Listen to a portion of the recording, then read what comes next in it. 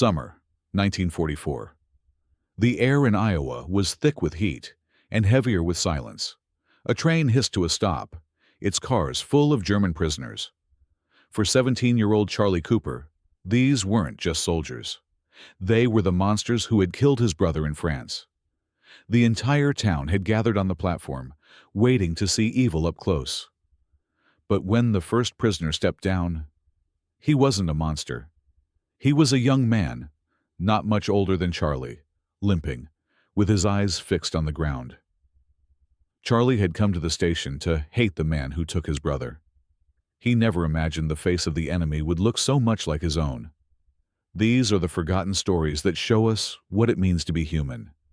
If you believe they need to be told, hit that subscribe button, and let me know in the comments what city you're watching from. It's incredible to see how far these stories of connection can reach. The heat of that Iowa summer in 1944 was a physical weight. It settled over the cornfields, shimmered above the asphalt roads, and pressed down on the shoulders of the people gathered at the train depot. But the heat was nothing compared to the silence. It was a thick, expectant quiet, broken only by the chirping of cicadas and the distant clang of a hammer. A train was coming, a military train, and inside were the men who had become ghosts in their lives, the enemy. For Charlie Cooper, who stood near the edge of the platform, the word enemy was too small. The men on that train were the reason his older brother James was gone forever, buried somewhere in the soil of France. He was 17, and the grief had hollowed him out, leaving behind a cold, hard anger that he didn't know what to do with. He'd come to the station to finally look upon the face of that anger, to see the monsters from the newsreels and posters, to find a target for the ache in his chest. The whole town was there, lining the platform in their Sunday best, though it was a weekday. Farmers with sun-creased necks stood beside their wives, who held their children's hands a little too tightly. They were all there for the same reason, to see the wolves they'd been fighting. The train finally arrived, not with a roar, but a long, tired hiss of steam, like a great beast sighing. The carriage doors slid open with a jarring metallic screech, and for a moment no one moved. Then, the first German prisoner of war appeared in the doorway. He was a boy, younger than Charlie, with blonde hair matted with sweat and a look of pure terror in his eyes. More followed. They were not the goose-stepping, iron-jawed supermen from the propaganda films. They were thin, exhausted, and overwhelmingly young. They shuffled down the steps onto the platform, their worn gray-green uniforms hanging loosely on their frames. The town's collective breath, held in anticipation of seeing monsters, was let out in a quiet, confused whisper. One man, in particular, caught Charlie's eye.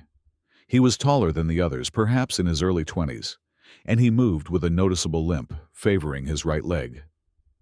As he stepped onto the platform, he kept his gaze fixed on the splintered wooden planks at his feet, as if the scrutiny of the crowd was a physical blow he was trying to avoid.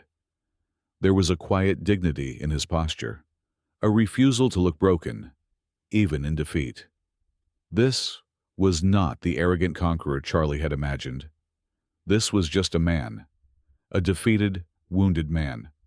An army officer, a Lieutenant Davis, read out names from a clipboard in a crisp, impersonal voice. Farms were assigned quotas. The Coopers were to take 4. Charlie's father nodded grimly, and soon enough, a small group of prisoners was being marched toward their truck. The man with the limp was among them.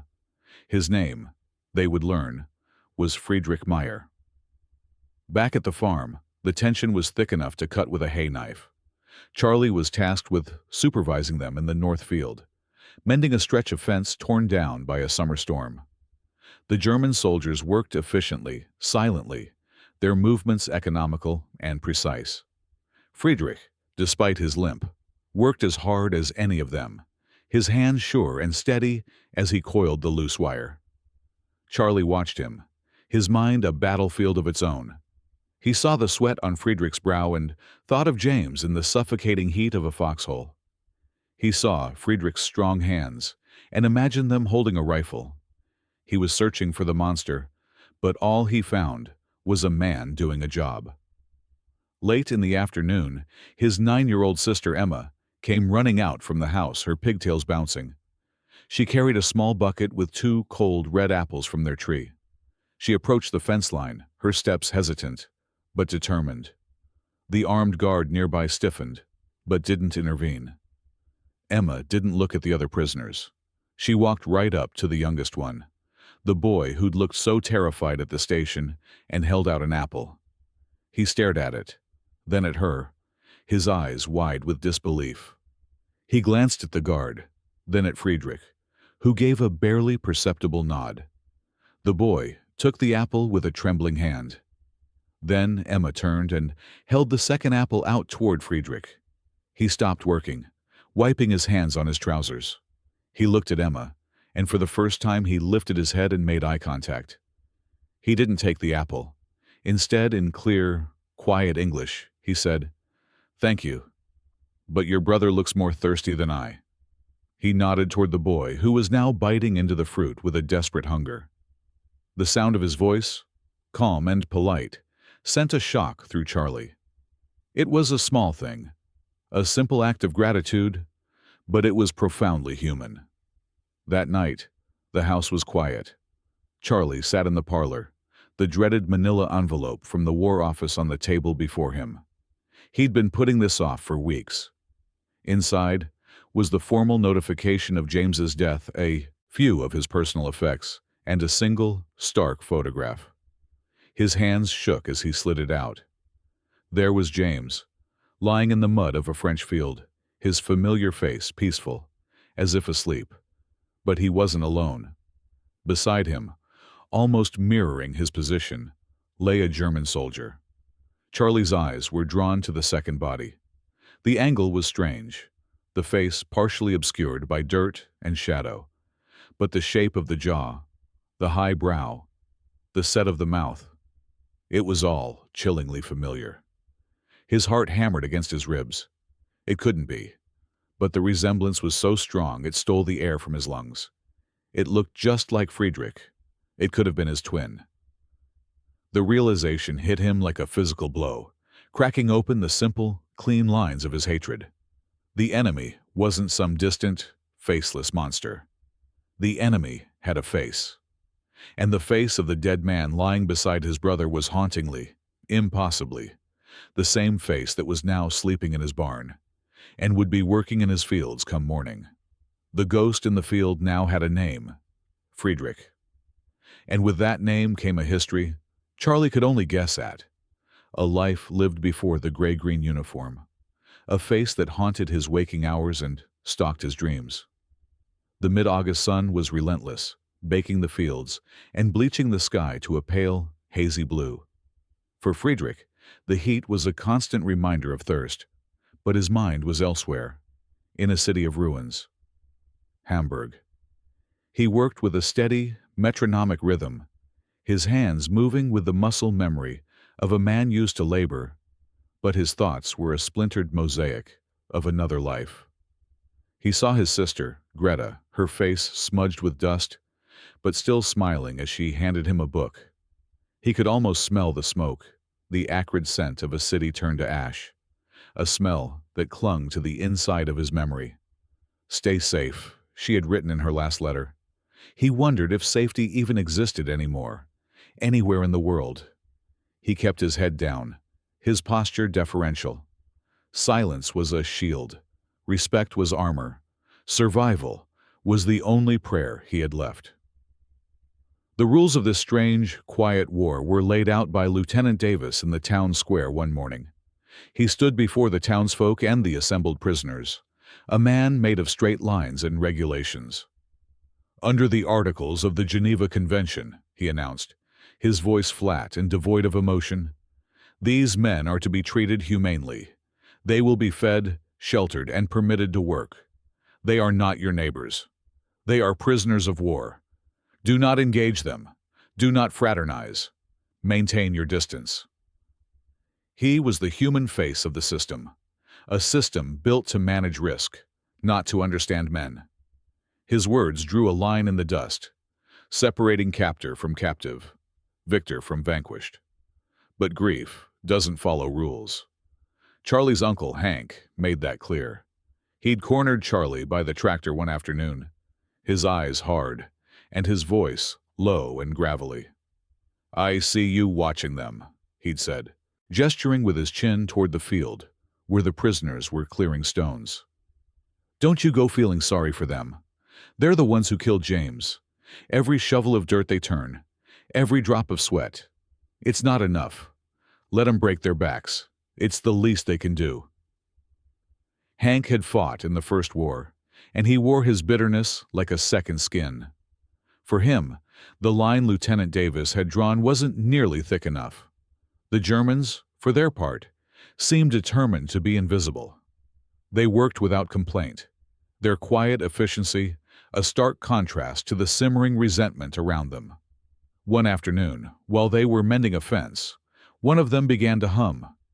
It was a soft, mournful tune, a melody that drifted on the heavy air. Charlie recognized it instantly. It was an old hymn, one his own mother sometimes sang while baking bread. "A mighty fortress is our God." To Charlie, it sounded like a prayer for comfort in a desolate place, but to others, it was salt in a fresh wound. He saw a few of the townsfolk stop and stare, their faces hardening. Later, he heard the whispers in the general store. "Arrogant," someone muttered. "Humming tunes like they're on holiday." The blame, as it often did, landed on Friedrich, the quiet leader of the small group. They saw his composure not as dignity, but as mockery. They believed he was laughing at their pain. Charlie knew they were wrong. He knew that tune was not a song of victory, but one of solace. He saw the flicker of pain in Hank's eyes when he heard it, the tightening of his mother's lips. And in that moment, standing on the edge of the field, Charlie could have spoken up. He could have said, "It's a hymn," but the words caught in his throat. Defending Friedrich felt like a betrayal of James, a betrayal of his family's grief. So he stayed silent, and his silence felt like a stone in his stomach. The line between right and wrong, once so clear, was now a blurry, muddy track he didn't know how to navigate. That night, sleep wouldn't come. The weight of his silence pressed down on him. He slipped out of the house into the cool, dark air, the chirping of crickets the only sound. He walked to the old hand pump that stood between the barn and the main house, the place where the prisoners were allowed to wash up at the end of the day. His mother had made a pitcher of fresh lemonade, and it was sweating in the icebox. Without a second thought, he retrieved it, along with the single tin cup that hung from a nail on the pump's post. He placed the pitcher on the cool stone base of the pump, a small offering in the vast, silent dark. It was a quiet act, unseen, a small rebellion against the hate that was so much easier to feel than hope. It was his penance. The next day, from the window of the hayloft, he watched. The prisoners came to the pump, weary and coated in dust. It was Friedrich who noticed the pitcher first. He stopped, his expression unreadable. He looked around, scanning the house, the fields, the empty road. Then he slowly poured a cup of lemonade, the pale liquid a splash of color against the dull gray tin. He drank it down in 3 long swallows. He didn't speak. He simply refilled the cup and passed it to the young boy, the one Emma had given the apple to. One by one, they all drank from the same cup, a silent communion under the blistering Iowa sun. Friedrich never mentioned the lemonade, and Charlie never spoke of it. But every evening the pitcher was there, and every day it was empty. The water pump had become something more than a place to wash away the dirt of the fields. It was now a quiet space where an unspoken kindness could exist, a fragile truce measured out 1 cup at a time. As the harvest came in early that year, a strange and radical idea took root in the mind of Charlie's mother. The county fair was approaching, a time of celebration, of blue ribbon pies and prize-winning livestock. In an act of what some called foolishness and others called faith, she petitioned Lieutenant Davis and the town council. She proposed that the German prisoners, who had worked tirelessly to bring in the crops, be allowed to attend the fair for an afternoon under escort. The suggestion landed like a spark in a dry field. The town hall meeting was a storm of raw emotion. Voices were raised, fists pounded on tables. Hank Cooper's voice was the loudest. "Have you lost your minds? Rewarding them? They're the enemy, not guests." But the quiet, steady voice of Reverend Shaw, the local pastor, offered a different perspective. "Mercy isn't a reward," he said calmly. "It's a reflection of who we are." The debate might have ended there, in a stalemate of grief and fear, but a visit from the Red Cross was scheduled for that same weekend. The optics of showcasing a well-run, humane camp were not lost on Lieutenant Davis. And so, with heavy reluctance and a list of strict conditions, the town agreed. The day of the fair dawned bright and clear. The fairgrounds were a kaleidoscope of life, a sensory overload of calliope music, the sweet smell of spun sugar, and the earthy scent of the animal pens. Charlie watched as the small group of prisoners arrived, flanked by 2 armed guards. They walked with their eyes down, a small, gray island in a sea of vibrant color and noise. They looked utterly out of place, like ghosts at a feast. Charlie kept his distance, feeling a knot of anxiety tighten in his stomach. This felt wrong, dangerous, a fragile piece waiting to be shattered. But then, small, miraculous things began to happen. A little boy's handcrafted wooden cart, part of the 4-H exhibit, collapsed when a wheel came loose. The boy's face crumpled, tears welling in his eyes. Before the boy's father could even react, Friedrich stepped forward, motioning to the guard for permission. He knelt, and with the practiced, gentle hands of a man who understood how small, intricate things worked, he examined the broken axle. Using a small pocket knife borrowed from the guard, he whittled a tiny wooden pin, fitted the wheel back into place, and gave it a reassuring spin. It held firm. He handed the cart back to the boy, who stared at him with wide, curious eyes. Friedrich simply nodded and stepped back into line. Later, as they passed a small stage, one of the other prisoners, a young man with sorrowful eyes, pulled a harmonica from his pocket. He began to play, the notes soft and mournful. It was the same hymn from the field. A few people turned to glare, but then an old woman, sitting on a nearby bench, her face a road map of wrinkles, closed her eyes and began to hum along, her voice thin but true. For a single, breathtaking moment, the melody connected 2 worlds, a shared language of faith that needed no translation. The true miracle, for Charlie, came late in the afternoon. Emma had won a blue ribbon for her strawberry rhubarb pie. She came running toward Charlie, her face flushed with pride, holding a large slice on a paper plate. But she didn't stop for him. She ran right past, making a beeline for the spot where the prisoners were resting in the shade of a large oak tree. She walked straight to Friedrich and held up the pie. He looked from the pie to her face, a flicker of disbelief in his eyes. He hesitated, glancing at the guards, at Charlie, who was now frozen in place. Emma just pushed the plate a little closer. Slowly, Friedrich took it. He broke off a small piece with the flimsy fork and ate it. A slow, faint smile touched his lips, the first Charlie had ever seen. And watching this simple, impossible exchange, a little girl sharing her prize with the man he was supposed to hate, something inside Charlie broke free. A laugh escaped him, a real, genuine laugh that felt rusty from disuse. In that moment, they were not enemies or prisoners or captors. They were just people, sharing a slice of pie under the late summer sun. The hope, however, was as fragile as a soap bubble. That night, a terrifying orange glow woke the Cooper farm. The old hay barn was engulfed in flames, the fire roaring into the black sky like a ravenous beast. Neighbors and volunteer firemen scrambled with buckets and hoses. But it was too late. The structure groaned and collapsed into a shower of sparks and embers. As the flames died down, the message became visible, scrawled in thick, black tar on the adjacent wall of the grain silo. "Remember Normandy." The words hung in the smoky air, an accusation and a verdict all in one. The fragile piece of the afternoon was incinerated along with the barn. Blame fell instantly, hardening the town's heart in a matter of minutes. It had to be them. It had to be Friedrich.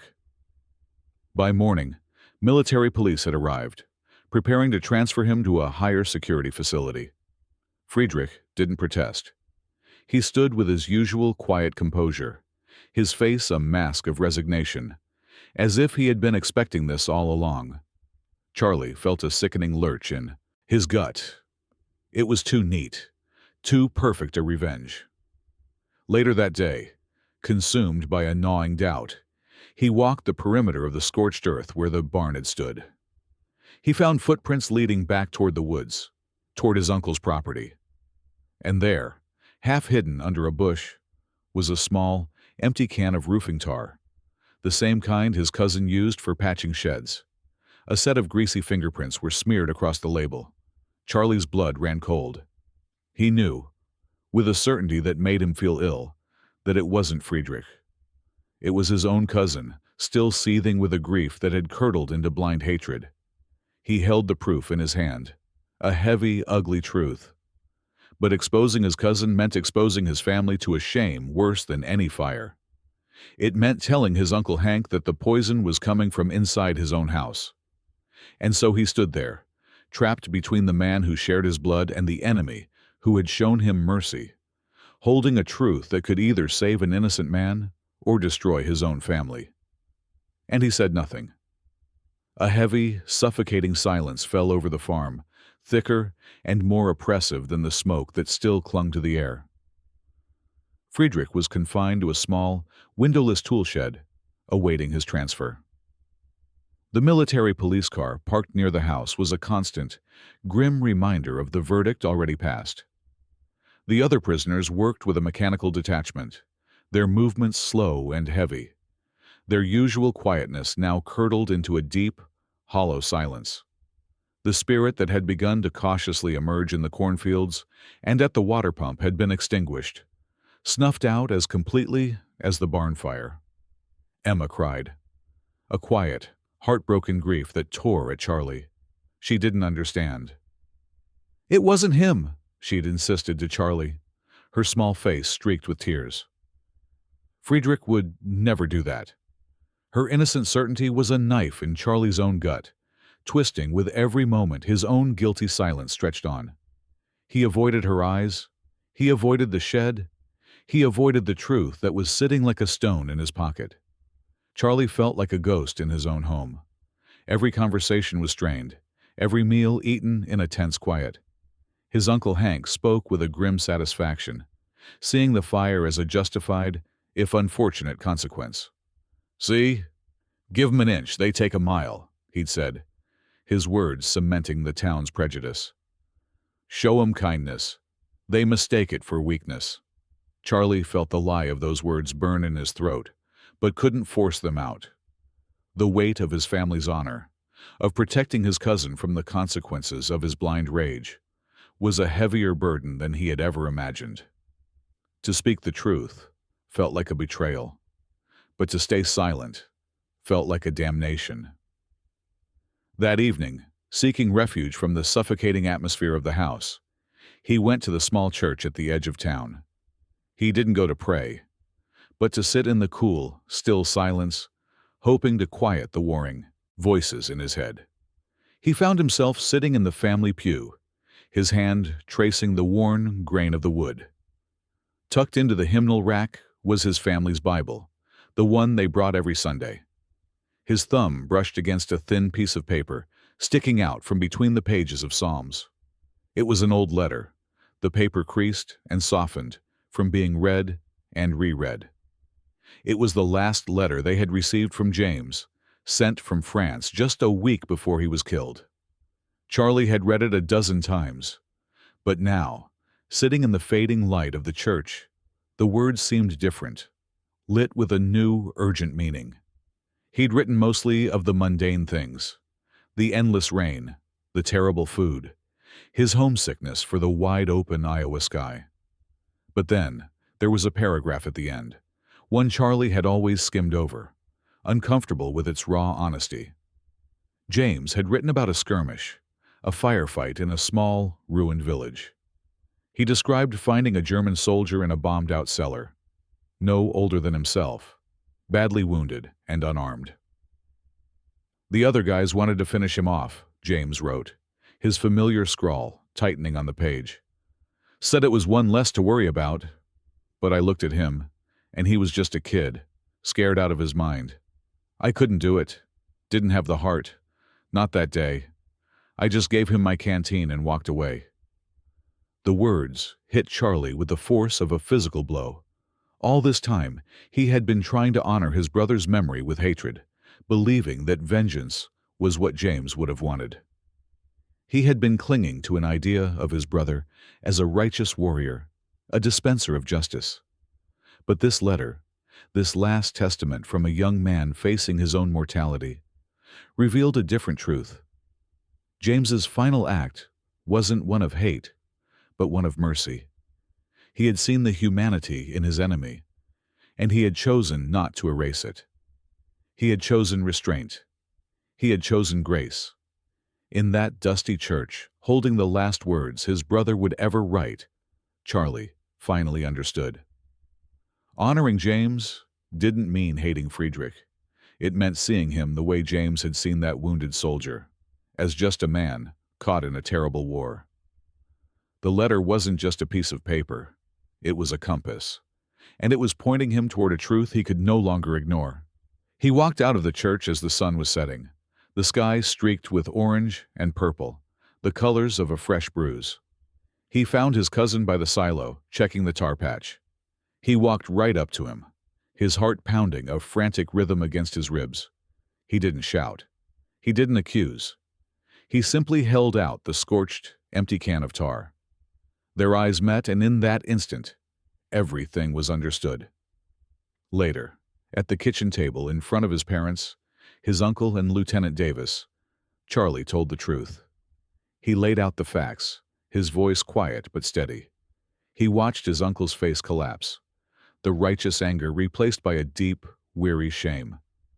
The family backlash was immediate and painful, a storm of disbelief and recrimination. But for the first time in months, Charlie felt like he could breathe.